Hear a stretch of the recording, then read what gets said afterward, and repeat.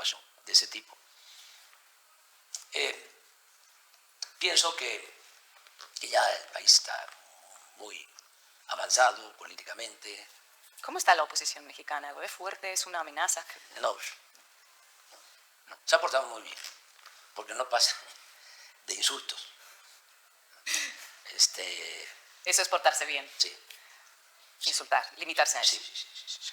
Me mientan la madre, pero fíjate que Manuelita ya está en el cielo. Mi madre sí, la amo, la sigo queriendo mucho. Entonces ya no se da cuenta. Y además estaría muchísimo, muy orgulloso, ¿no?, de ver lo que estamos haciendo. Pero están perdidos. ¿Y sabes por qué? Porque no han entendido de que ya se llevaron a cabo cambios, reacomodos. Y como son muy clasistas, muy racistas, no quieren aceptar de que el pueblo participe. Para ellos el pueblo no existía. La política era asunto de los políticos. Entonces ahora es distinto. La gente, hoy hablaba yo de eso, del significado de la democracia. Porque una cosa es lo que significa la democracia para un pobre y otra lo que significa la democracia para un integrante de la clase media o de la clase alta. Para el pobre la democracia es su posibilidad de supervivencia. Es fundamental. Democracia auténtica. Es decir, que las riquezas, el presupuesto, se distribuyan con justicia, que les llegue a ellos el beneficio. Eso es la democracia. Y por eso para ellos es importantísimo. Para un integrante de clase media, sí puede ser que le importe que le garanticen un derecho. ¿Sí? Incluso que haya más seguridad. Pero ellos no están preocupados en comer, en cómo van a comer, ¿sí?, como el pobre. Entonces, para el pobre tiene un sentido más íntimo, más profundo, el que haya una auténtica, una verdadera democracia. Y lo otro, que es importantísimo, por eso no pueden con nosotros los oligarcas, con todos sus medios, es que antes pues sabían que se robaban el dinero, pero no sabían a cabalidad de que el presupuesto es dinero del pueblo. Se llegaba a pensar que el presupuesto era dinero del gobierno, cuando los funcionarios somos simplemente administradores de los dineros del pueblo, aunque esto parezca elemental. Y además sabían que había corrupción, como todos, pero hasta ahí. Pero ahora que están viendo que no se permite la corrupción, que hemos desterrado la corrupción, que era el principal problema de México, que tampoco eso se llegaba a considerar, ni en la academia. Tú no vas a encontrar estudios sobre la corrupción en México, tampoco en el discurso, en el Parlamento. No, los problemas andaban por otro lado, supuestamente. Los problemas de México tienen que ver con la educación, sí, claro. Los problemas de México tienen que ver con la violencia, sí, claro. Sí, pero el origen de toda la corrupción, ¿okay?, el atraso educativo, es porque unos cuantos se quedaban con lo que podía permitir que se garantizara la educación pública, gratuita, de calidad. Y si hay violencia es por lo mismo, porque hay pobreza, porque se abandonó a los jóvenes, ¿sí?, porque hay desamparo. La paz es fruto de la justicia. Entonces, imagínate ahora que los que nunca recibían nada, millones, la mayoría, están recibiendo lo que antes no recibía. Imagínate la toma de conciencia, el poder constatar con hechos de que es posible tener un gobierno del pueblo. Entonces, cuando viene este premio Nobel de Pulitzer. periodismo, sí, viene, ¿no? Y piensa, ¿no? Ya se acabó el gobierno, ¿no? Pues se enfrenta con eso. Con el pueblo consciente. Sí. Con muchos compañeros latinoamericanos comentamos de vez en cuando que México, al menos ahora, parece impermeable a que surja un candidato como Javier Milei en Argentina o Bolsonaro en Brasil, o sea, una ultraderecha recalcitrante. Y es el único gobierno progresista de América Latina que llega al final del mandato con un altísimo índice de aprobación y que garantiza la continuidad. ¿Cómo lo han logrado? ¿Es por eso? ¿O Por eso. hay algunos consejos más a los gobiernos progresistas de América Latina que ahora están? Yo te diría que te recomendaría que leyeras el libro, porque por eso lo escribí. Teóricamente busqué cómo llamarle a lo que estamos haciendo. Y llegué a la conclusión de que lo mejor es conocerlo, denominarlo humanismo mexicano. Y ahí explico mucho de lo que es este modelo que estamos llevando a la práctica. Hay algo que pienso es una lección, una enseñanza mayor para todos los gobiernos, sobre todo para los gobiernos progresistas. Por convicción, por humanismo, pero también para poder llevar a cabo una transformación se necesita siempre estar con el pueblo. No hay que zigzaguear, no a las medias tintas, no a la moderación. O sea, nosotros estamos aquí nosotros estamos para servir al pueblo. Porque el único que te defiende es el pueblo. Es el único. No te defienden los empresarios, no te defienden los banqueros, no te defienden los intelectuales, los académicos, los periodistas. No te defienden los integrantes de clase media, clase media alta. Te defiende el pueblo. Y te diría el pueblo raso. Eso no hay que olvidarlo. A Madero lo asesinan, que era un hombre bueno, apóstol de la democracia, porque no logra hacer una alianza con Zapata. No quiso o no entendió la importancia que tenía para el campesino en la tierra, porque él era norteño, tiene una concepción distinta. Y a pesar de que al inicio se llevaban bien, no se dio la alianza. Y entonces se quedó sin base. Se quedó solo en el aire. Y fue víctima de canallas. Porque no tenía el apoyo del pueblo. Si no fuese por el apoyo que tenemos nosotros del pueblo, ya no estaríamos aquí. Entonces, hay quienes ganan, llegan en un movimiento popular y empiezan a querer quedar bien con todos. Y quiere quedar bien con todos, termina quedando mal con todos. Te quería preguntar precisamente sobre medias tintas, y siguiendo esta conversación, usted ha sido clave para la defensa de gobiernos progresistas de Latinoamérica, es persona non grata en Perú por haber acogido la familia de Pedro Castillo, ha recibido a Evo Morales, no ha ido a la Cumbre de las Américas porque no habían sido invitados Cuba, Venezuela, Nicaragua. Hace poco ha dicho que Cuba merece ser patrimonio de la humanidad por la resistencia. Estos posicionamientos, ¿no?, que son sin medias tintas, quedan mal con una parte importante de los poderosos. ¿Le ha costado algún tipo de consecuencias personales? ¿Le ha costado algún tipo de consecuencias a México? ¿Ha sentido algún tipo de castigo por esto? No, hemos tenido pues la fortuna de que los dos presidentes de Estados Unidos nos han respetado. El presidente Trump nunca se metió a plantearme por qué he tenido relaciones con el gobierno de Cuba o por qué defendía a Venezuela. No. Incluso llegamos a un acuerdo de no hablar del muro, porque le comenté un viaje. Iba yo a hacer un viaje a Estados Unidos. Bueno, yo voy, pero si sale el tema del muro, yo contesto, yo respondo. Y entonces, ¿para qué voy si nos vamos a pelear? Porque no me voy a quedar callado.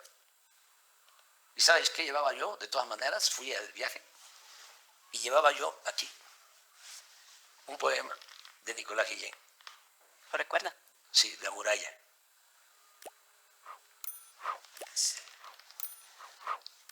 Hagamos una muralla desde el campo al horizonte.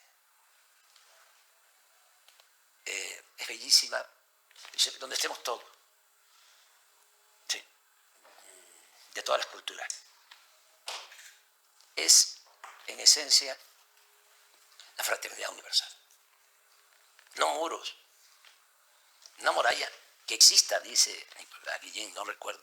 Pero ha sido Trump bastante convencido de que había que levantar ese muro. O sea, es difícil de entender cómo se ha logrado revertir esa relación, porque al principio, cuando inició el mandato, estaba distanciada, ¿no? Y al final le agradeció el trabajo. Sí, hace unos días recordé de que siempre fue respetuoso y me preguntaba cosas, ¿no? Esto que últimamente mencionaron o propusieron de que iban a convertir en terroristas a los narcotraficantes mexicanos. Bueno, eso me lo planteó y me consultó y le dije no, porque bajo ese pretexto se van a meter a nuestro país y eso es una intromisión. Y al día siguiente sale a declarar que me había consultado y que yo no estaba de acuerdo y que no iba a promover esa iniciativa. En aquel momento dijo que no, pero ahora otra vez hay que tienen campañas. Es que hay que entender eso. O sea, eso no es un riesgo real. Eso es campaña, aparte de campaña. Sí, hay que diferenciar. Y eso sucede en Estados Unidos y sucede en México y sucede en cualquier país. Sucede en España, en cualquier lugar. Cuando hay campaña, ofrecen cosas para engañar a la gente. Hay mucha demagogia. Ya cuando están en el gobierno es otra cosa. Una vez, cuando la pandemia, pidió hablar conmigo para decirme que no iban a cerrar la frontera. Y yo dije, pues, muy bien, te lo agradecemos. Porque no se puede tampoco cerrar la frontera. Sabes que somos el principal socio comercial de Estados Unidos. El año pasado ya se desplazó a China y es México el principal socio de Estados Unidos. Y hay una integración económica plena. Entonces, ahora que hablaron de cerrar la frontera, yo me reía, porque cierra la frontera y a lo mejor eso sí me tumba, pero primero cae el presidente de Estados Unidos. ¿Sí? Entonces, son exageraciones, disparates. Entonces, en una ocasión, cuando en la pandemia, me habla por teléfono y antes, como ya sabía de qué se trataba, yo pensé en quién nos pueden ayudar. Ahora que hay una situación difícil en México por la pandemia. Entonces, pienso en plantearle que no le cobraran comisiones a los mexicanos que envían apoyos a sus familiares, las remesas. Y te decía yo que no hablábamos, era un tema vedado, lo del muro, no tratábamos el tema. Pero en esa ocasión, cuando le estoy planteando que los mexicanos iban a ver con buenos ojos el que se quitaran las comisiones de lo que envían a sus familiares, apenas estaba yo planteándolo en el teléfono y empecé a escuchar los gritos. No, yo no hablo inglés, no, pero no. Entonces quien me está traduciendo estaba así. Y ya termina. No, si lo que voy a hacer es lo opuesto. Voy a cobrar más impuestos porque de ahí voy a sacar para construir el muro. Y yo, ¿para qué? Le pedí esto, ¿no? Acababan de informarme los de las Fuerzas Armadas de México, el que era el secretario, de que habían descubierto un túnel de Tijuana a San Diego. El muro no va a ayudar. Sí, Habrá un túnel. esto es un túnel enorme, bien hecho. Además, pasaba por abajo de la garita de la aduana de Estados Unidos. Y me acordé y que le digo, mire, con todo respeto, eso del muro no sirve. Le voy a mandar unos videos de un túnel que acabamos de descubrir. Y así como eso, se han descubierto como 10 en los últimos tiempos. Eso es propaganda, presidente, con todo respeto. Eso no ayuda al problema. Hay que atender las causas de la migración. Se quedó callado y se empezó a reír. Así es, Trump. Entonces, ahora salen en campaña, ¿no?, que van a cerrar la frontera. Pues también es de risa. Que siguen habiendo túneles. Sí, y además, imagínate, si, la frontera cerrada son 3.180 kilómetros entre los principales socios económicos, comerciales del mundo. Presidente, usted tiene una relación cordial con Joe Biden. Sí. Ha hablado con mucho respeto de él en términos humanos. ¿Qué tiene Joe Biden que un progresista latinoamericano no le ve que venga usted? Es una gente respetuosa. Le he tratado cosas. Lo de Assange, te lo traté. Eso por primera vez lo digo. ¿Cómo fue esta conversación? ¿Qué le planteó? Si se puede saber. Le di una carta y le pedí que se ayudara a Assange, que era una injusticia tenerlo en la cárcel. ¿Contestó? Me dijo que iba a pensarlo, pero no hubo una negativa. Ahora en febrero se va a hacer. Sí, yo espero que lo libere. Es una gran injusticia. Entonces tengo la posibilidad de plantear estas cosas con él, de actuar con sinceridad ahora que llegaron a un acuerdo inicial con los republicanos, que ayer se desechó, porque un grupo de republicanos había aceptado un acuerdo de envío de dinero a Ucrania y a Israel a cambio de más vigilancia en la frontera norte. También todo esto, esta temporada, ¿no?, electoral. Entonces, que iban a haber acciones muy severas. Nosotros, con todo respeto y la confianza, le dijimos al presidente Biden de que eso no funcionaba. Y que no nos utilizaran a nosotros, que no hagan nada a México, porque México no es piñata de ningún gobierno extranjero. Que mejor regularizaran a los migrantes mexicanos y a los hispanos en general, que llevan años trabajando honradamente en Estados Unidos y no tienen ciudadanía, y que destinaran 20.000 millones de dólares para ayudar a los países pobres de América Latina y del Caribe, que nunca lo han hecho. Que ese es un porcentaje menor a lo que destina a la guerra en Ucrania, mucho menor. ¿Lo plantea como ayuda a Ucrania? ¿Usted cómo lo ve? ¿Ayuda a acabar la guerra, dinero para...? Sea como sea, ¿por qué no hacen lo mismo con Guatemala y con El Salvador y con Honduras y con Cuba y con Venezuela y con Colombia y con el Perú y con todos los pueblos de América Latina? Porque la gente no emigra por gusto, lo hace por necesidad. Entonces, El problema migratorio no se resuelve con medidas coercitivas, con muros, militarizando la frontera. Se resuelve atendiendo las causas. La gente, si tiene oportunidades de trabajo, se queda. ¿Cómo va a abandonar a su familia? ¿Cómo va a abandonar su cultura? ¿Sí? Por gusto. Lo hacen porque no tienen opciones, no tienen alternativas. Entonces, queremos atender el fenómeno migratorio, vamos a las causas. Nosotros estamos ayudando. Nos estamos dedicando más que Estados Unidos para ayudar a países de Centroamérica y del Caribe.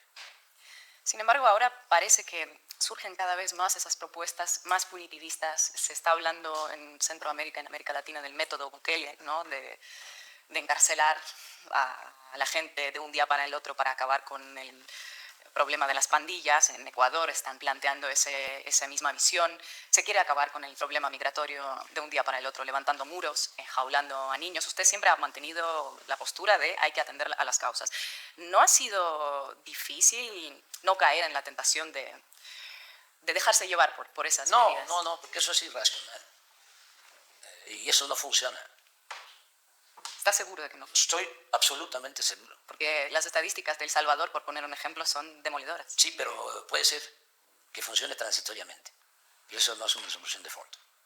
No se puede enfrentar la violencia con la violencia. No se puede apagar el fuego con el fuego. No se puede enfrentar el mal con el mal. Y el mal hay que enfrentarlo haciendo el bien. ¿Sabes? Tú eres rusa, ¿no? Sí. ¿Sabes lo mejor de Rusia? Son sus escritores, de antes, su literatura. Yo creo que para hacer política y para dedicarse a cualquier actividad vinculada a lo social, hay que leer a Tolstoy, hay que leer a Gogol, hay que leer a los grandes escritores. Desde luego, Dostoyevsky, Crimen y Castigo, Tolstoy, no solo Guerra y Paz, sino ¿Cuál es mi fe? ¿Sí? O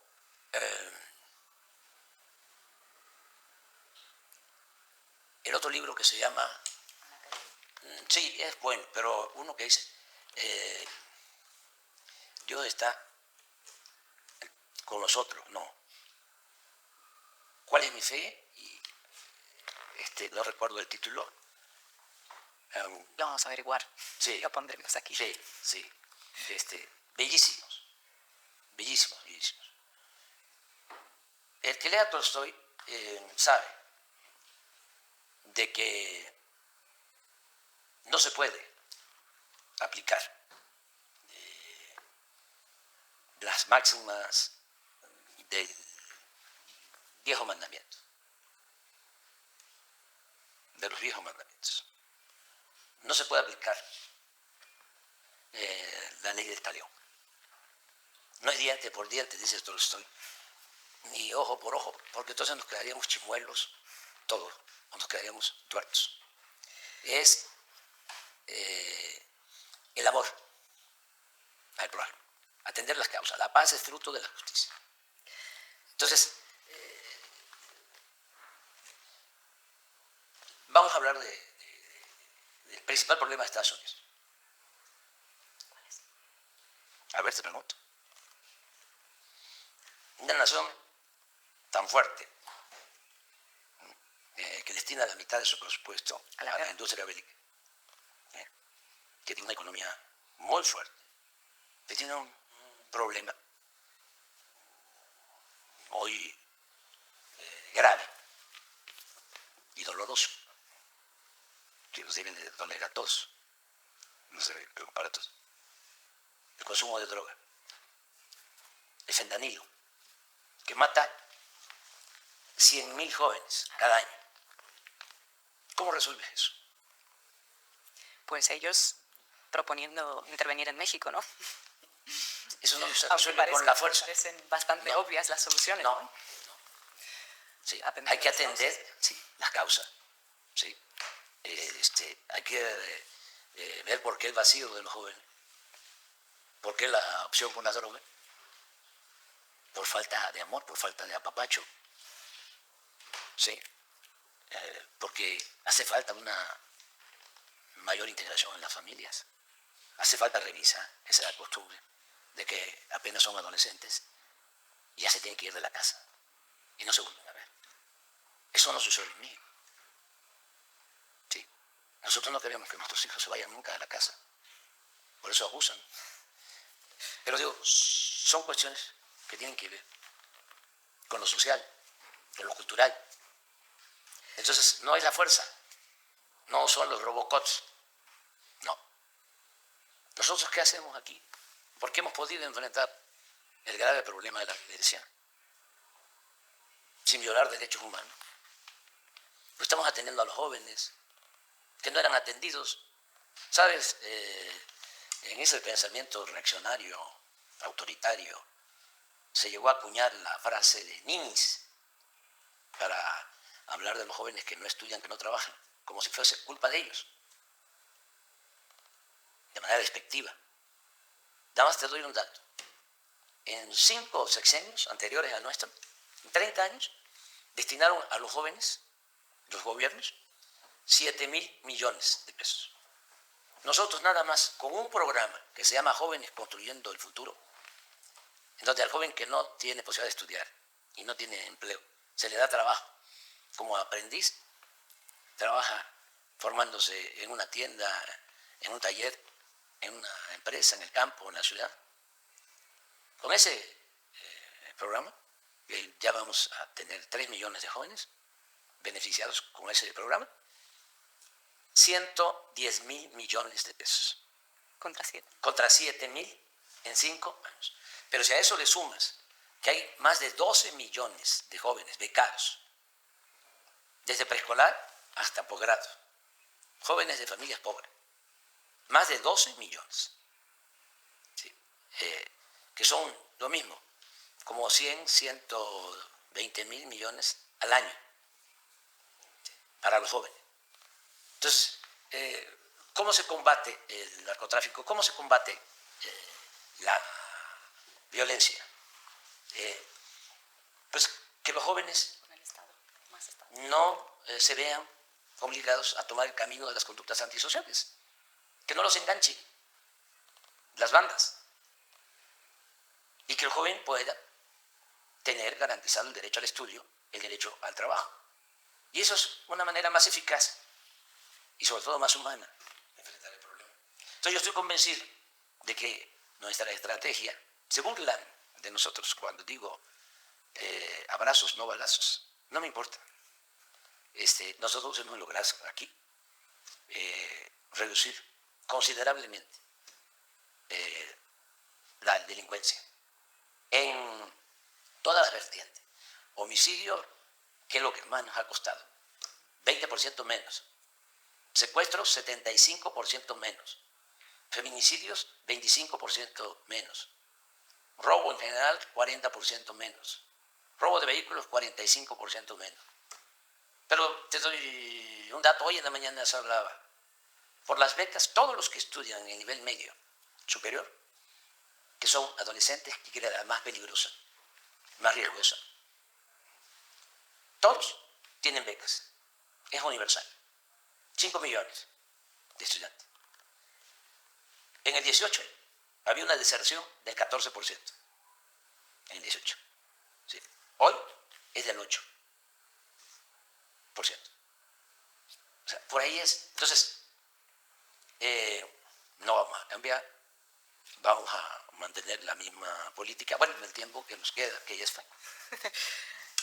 Durante su mandato hizo varias propuestas a la ONU, como el Plan contra la Pobreza Global, o decretar una tregua en las guerras entre Rusia y Ucrania. Con la experiencia que tiene hoy, viendo lo que está pasando también en Gaza, ¿no? ¿Qué opinión le tienen los organismos multilaterales? ¿Son necesarios? ¿Seguimos teniendo a apostar por ellas? Porque en el caso de Gaza, por ejemplo, no vemos que hace falta haga efecto. Sí, hace falta más energía. O sea, ¿Solo energía o quizás hay países con Más poder activismo político, por parte? más claridad de parte de los dirigentes de la ONU, porque está convertido ese organismo en un florero, está de adorno. O sea, no puede ser que no detenga, ¿no?, una guerra, no puede ser que no pueda convencer a las potencias de que se debe de buscar una salida negociada en las confrontaciones que se están dando en el mundo. En el caso de Rusia y Ucrania, yo proponía una comisión negociadora, una comisión de paz. Proponía yo al Papa Francisco, proponía yo a Modi y proponía al secretario general de la ONU, Guterres, que los tres buscaran detener la guerra, porque no es un asunto de los gobiernos, no es un asunto de los de arriba, es un asunto del pueblo. Es lo que siempre sostengo con relación al infame bloqueo a Cuba, que no es afectar al gobierno de Cuba, es afectar al pueblo de Cuba. Además de que es un abuso de actitud arrogante, medieval, bloquear a un país. Su estrategia es retrógrada. Quieren, ¿sí?, que sufra el pueblo, ¿sí?, para que el pueblo se rebele en contra de su gobierno. Lo ven como un asunto político ideológico. ¿Y dónde está lo humanitario? Entonces, ¿quién se atreve a bloquear para que no puedan comer o no puedan tener sus satisfactores básicos los cubanos? Eso es una gran injusticia, es una infamia. Pues es lo mismo. Las cosas arriba, los pleitos, los problemas, incluso de grupos armados. Y otra cosa es el sufrimiento de la gente. ¿Y qué? Pueden matar a miles y pueden haber miles de refugiados y no importarnos. Y un señor que representa a una potencia bloquea una iniciativa para conseguir la paz. Eso está mal. Eso tiene que cambiar. Pero se necesita más activismo político. Hace falta más política. La política se inventó, entre otras cosas, para evitar la guerra. Y eso hace falta. En la ONU y en la OEA ni hablamos, pues. Está muy entregada. ¿Qué le diría el AMLO de hoy, al que ya le queda poco para gobernar, al AMLO de 2006 que se presentaba la primera vez a las elecciones para dirigir México? Bueno, que tenía el AMLO de entonces más oportunidad de sacar más rápido del atraso al país y que a estas alturas ya sería una potencia económica nuestro país. Somos una potencia mundial en lo cultural. Ahí difícilmente nos ganan. Eso nos da nuestra fuerza. El México profundo. Tú sabes que antes de que nos invadieran los europeos, aquí no había propiedad privada. Aquí no había esclavitud. No había codicia. Aquí florecieron grandes civilizaciones. Entonces, somos una potencia cultural. Y eso es lo que nos ha protegido y nos ha salvado. Siempre nuestra cultura nos salva de las calamidades. Bueno, pero ya seríamos, si el AMLO de 2006 hubiese llegado, o hubiese respetado su triunfo, porque sí ganamos. Me dijo un campesino de Michoacán: ganaste, pero no saliste. Sabiduría popular. Sí, bueno, hubiésemos avanzado más. Nada más que ahora el AMLO de ahora, pues ya, es pues más experimentado. Ya pasaron los años, conocí mejor al país, tengo la dicha enorme de conocer todo México. No es para presumir, pero no hay ningún mexicano que conozca todos los municipios del país. Y entonces, ahora ya, es mala experiencia, pero también no puede uno sentirse insustituible, no puede uno caer en el necesariato. Ese también es un error a veces. Necesariato. Sí. Entonces, cuando ya se piensa de que no hay nadie que pueda sustituirnos, ¿no? Ese apego, ¿no? Al poder, ese apego al dinero, no. Terminaron un ciclo y ya. ¿Cómo fue el 2005 con el subcomandante Marcos? Bien, llevábamos muy buena relación. Pero él no lo apoyó. No, porque él no cree como otros. Ni Cuauhtémoc Cárdenas lo estuvo apoyando activamente tampoco. No, el ingeniero sí me apoyó, pero Marcos, como otros, no creían, no sé si siga pensando lo mismo, en que se puede transformar por la vía pacífica. Y se equivocaron. Ellos no apuestan o no apostaban a que por la vía pacífica electoral se podía lograr una transformación igual de profunda y de radical como las transformaciones que han habido en México, como la independencia, como la reforma y como la revolución, sin violencia. Y ellos no creían en eso. Y mucha gente de izquierda decían, no vamos a poder, nunca lo van a permitir. Y nosotros perseverando, porque sí se puede. Por eso ahora que se cumplieron 50 años del asesinato, de la muerte del presidente Allende, estuve en Chile, porque él siempre apostó a la vía pacífica y a la vía electoral, y era un pacifista. Por eso fue una canallada la de Pinochet y de los militares que dieron ese golpe de Estado. ¿Cuál fue el mejor presidente para usted de Latinoamérica? Allende, es el que más admiro. Allende, lo admiro mucho por su perseverancia y sus convicciones pacifistas.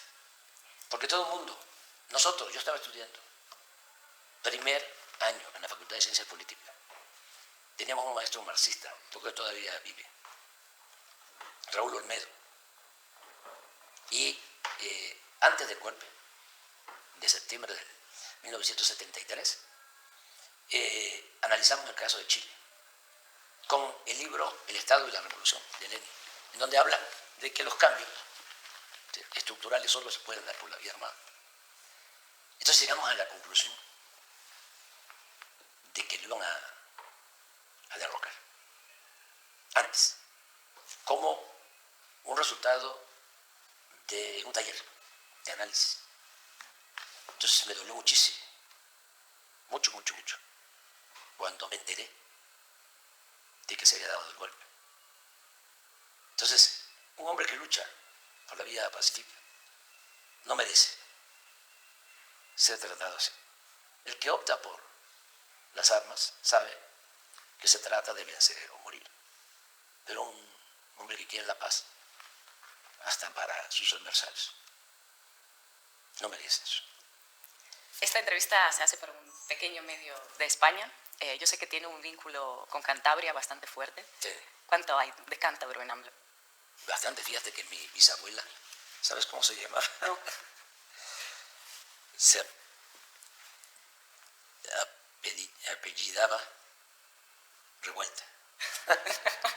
Tú sabes que en España los apellidos tienen que ver con la función o la labor que tenía la gente. Por eso Zapatero. Por eso ¿Y la revuelta? Obrador y revuelta también. Entonces, pero tengo eso por el lado materno. Mi abuela, mi abuelo eran españoles. Pero por el lado paterno, mi abuelo y mi abuela eran de la cuenca del Papaloapan, de Veracruz. No creo yo en la raza, pero ellos tenían sangre indígena y afroamericana. Entonces, fíjate lo que soy, y me siento muy orgulloso, porque por el lado materno, sí, de Cantabria, por el lado paterno, de la cuenca del Papaloapan, jarochos. Y yo soy de Tabasco, que es el estado más tropical de México, donde los ríos se desbordan, los verdes se amotinan y el calor hace que brote con facilidad la ruda franqueza. Tomo muy apasionado. A mí me ha costado bastante equilibrar la pasión con la razón, porque también eso es la política. Sí, las grandes cosas se hacen con pasión, pero también se requiere la razón. Volviendo a España. Corazón caliente, cabeza fría. Volviendo a España, ¿cree que algún día la corona española pedirá perdón por la conquista o ya da esta batalla? Yo pienso que sí, lo van a hacer. Creo que fue un error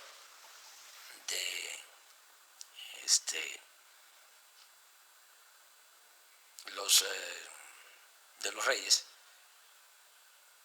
porque era una oportunidad para iniciar una etapa nueva, porque eso está presente. Además, la propuesta que le hacíamos era, nosotros también vamos a ofrecer disculpas a los pueblos originarios, porque no solo fueron los abusos que se cometieron durante la conquista y la colonia, luego con el México independiente, hubo más esclavitud o igual en la época colonial, sobre todo al inicio hubo esclavitud. Después no hubo tanta esclavitud. ¿Y sabes por qué? No porque respetaran la libertad de los indígenas, sino porque había mucha disminución de la población por las epidemias, sobre todo por la viruela, y se estaba diezmando la población. Entonces, sí, además de la pandemia, se sobreexplotaba, se iba a despoblar la llamada Nueva España. Eso lo usó hasta de argumento para pedir la libertad de los indígenas. Fray Bartolomé de las Casas, defensor de los indios. Y por eso, de manera temprana, 1543, se expidieron las leyes de Indias para no permitir la esclavitud del indígena. Entonces, ¿cuándo hay más esclavitud? Bueno, al inicio, sigue habiendo después, pero después de la independencia, en el porfiriato, hay una esclavitud inhumana. Por eso escribe Turner, El México bárbaro. Y habían peones acasillados, que eran azotados, que tenían que trabajar de sol a sol. Para salir de una hacienda había que pedirle permiso al amo. Una hija de un peón no podía casarse sin permiso del amo. Pero eso hace 120 años. O sea, la esclavitud en México es abolida en 1914. El cura Hidalgo, el padre de nuestra patria, por eso es extraordinario, porque él proclama la abolición de la esclavitud. Él no solo lucha por la independencia, lucha por la justicia, lucha por abolir la esclavitud. Pero la proclama en 1810, perdón, 1810, 1811, pero la proclama. Sin embargo, no es abolida en la práctica. El peón no era considerado un ciudadano.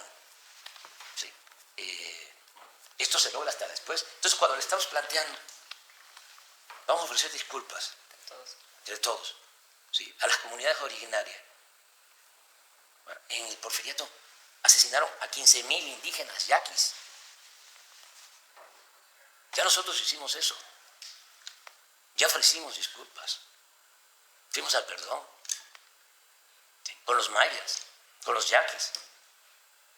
Pero para los monarcas es arrogancia. Se sintieron ofendidos. Me mandaron ahí a sus escritores, a Vargas Llosa, que Aznar también. terminó, sí, en una situación muy lamentable, ¿sí? Es el gran escritor, pero en política es una chiva loca. Y de Aznar, ni te cuento. Tú sabes, eso a lo mejor los españoles no lo conocen. Pero Aznar tenía un secretario de Finanzas o de Hacienda que luego, ahora me voy a acordar de su nombre, a lo mejor tú vas a saber.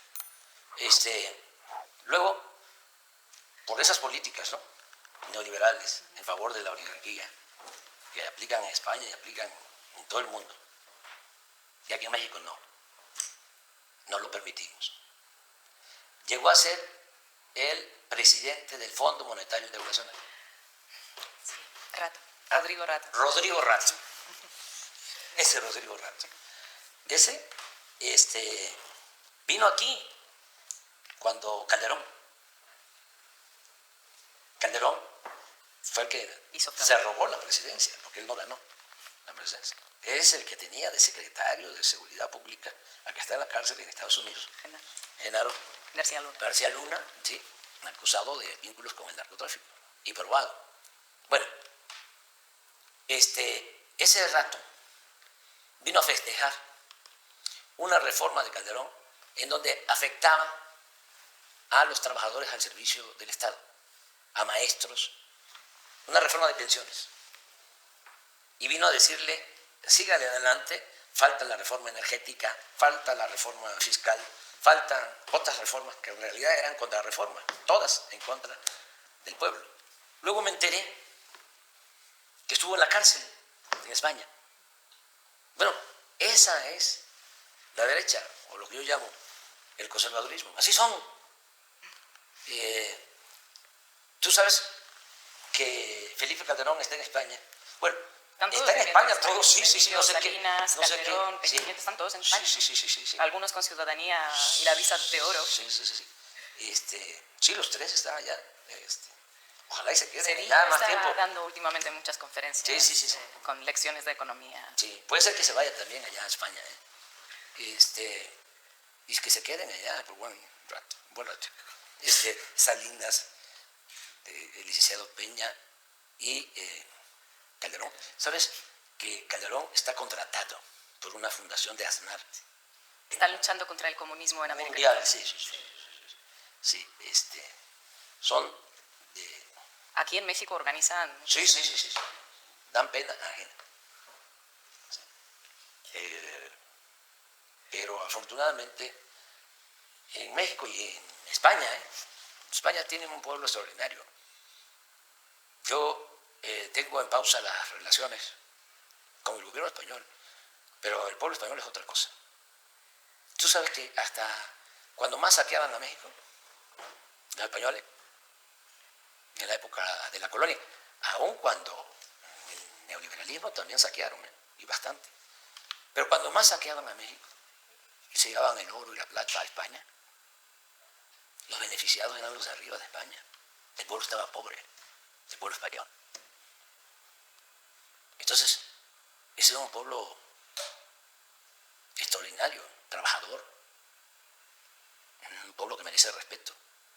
Una cosa es su gobierno, su monarquía, y otra cosa es el pueblo de España. La decisión más difícil que ha tenido que tomar en estos años. No ha habido decisión difícil que recuerde que tenga así internalizada. No. Lo que más me dolió fue cuando hubo una explosión en un pueblo de Hidalgo, La Gualipa, porque nos dejaron estos corruptos establecido un sistema de robo de combustible. Huachicol. Huachicol, así le llaman. Sí, perforar los pozos y extraer las gasolinas. Y entonces se arraigó tanto eso que la delincuencia llevaba pipas, pero permitían que el pueblo recogiera también gasolina en bidones y hacían como albercas. Rompían un tubo, salía la gasolina y ahí recogían.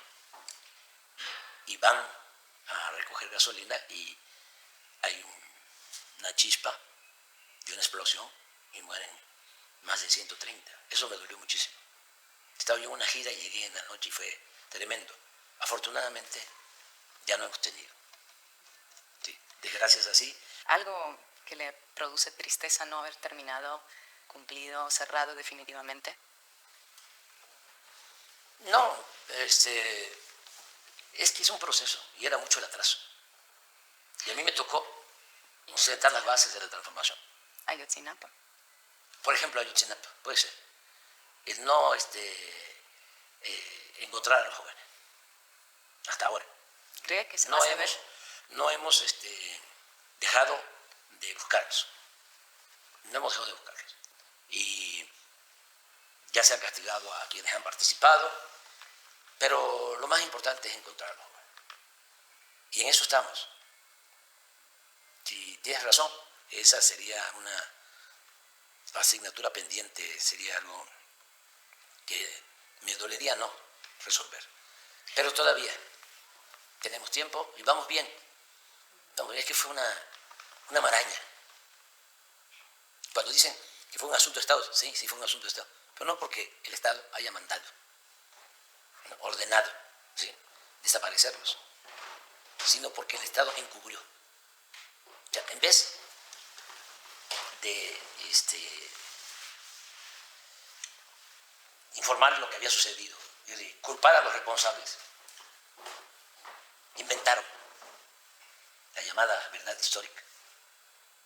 Entonces, incluso encubrieron cuando tenían que haber castigado desde el principio.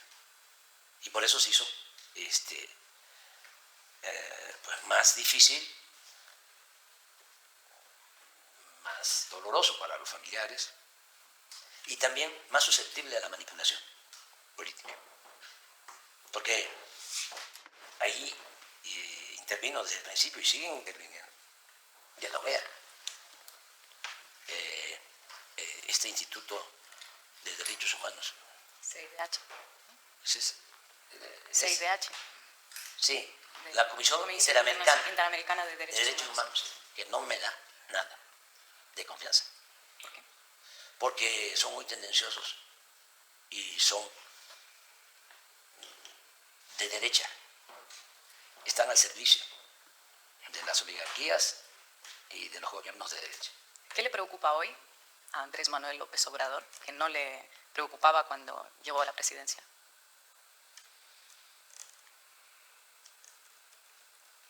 No, le tengo mucho cariño y mucha confianza al pueblo de México.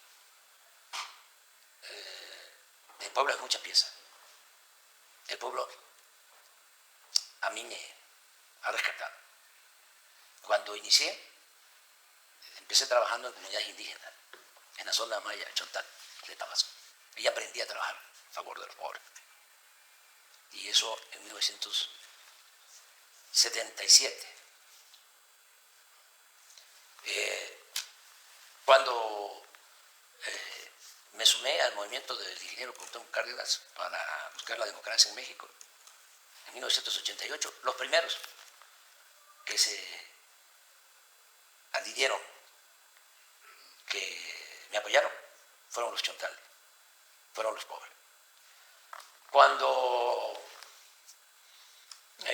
fui candidato a jefe de gobierno de la ciudad, enfrenté al PAN en su mejor momento, cuando Fox era candidato. Y era una ola de simpatías a favor de Fox, porque engañaban de que iba a haber un cambio. Y aquí esa ola, ¿no?, nacional, sí, llegó y se metió hasta las colonias populares, las colonias más pobres de la ciudad. Y yo era candidato. Y gané con 3 puntos de ventaja. De suerte, si tarda más la campaña, a lo mejor no hubiese yo ganado. Pero ¿quiénes me salvaron? Los pobres. Aquí antes se les conocía como delegaciones, ahora son alcaldías. La alcaldía más poblada y más pobre es la de Iztapalapa. Ahí gané con mucha ventaja y eso me permitió ganar la ciudad. Luego, cuando era jefe de gobierno y que Fox, para que yo no apareciera en la boleta, me inventó, sí, un juicio, me fabricaron un juicio para desaforarme, destituirme. ¿Quién salió a la calle a defenderme? Bueno, porque me desaforaron. El PRI y el PAN. Se hicieron manifestaciones, yo creo que son las manifestaciones más grandes que se han hecho en la historia de México. Siempre habla de que los pobres. Lo protegen los pobres. Los pobres. Y siempre, bueno, ahora mismo, tú ves una encuesta, y no solo estamos arriba, sino ves quiénes apoyan más, y es clarísimo. Es como una pirámide. ¿Sí? El apoyo lo tenemos en las bases. Presidente, si tuviese que escoger una medida, una decisión política, un momento del que está especialmente orgulloso, más orgulloso de esos 6 años, ¿cuál sería? El haber reducido la pobreza, a pesar de la pandemia. Presidente, muchísimas gracias por su tiempo.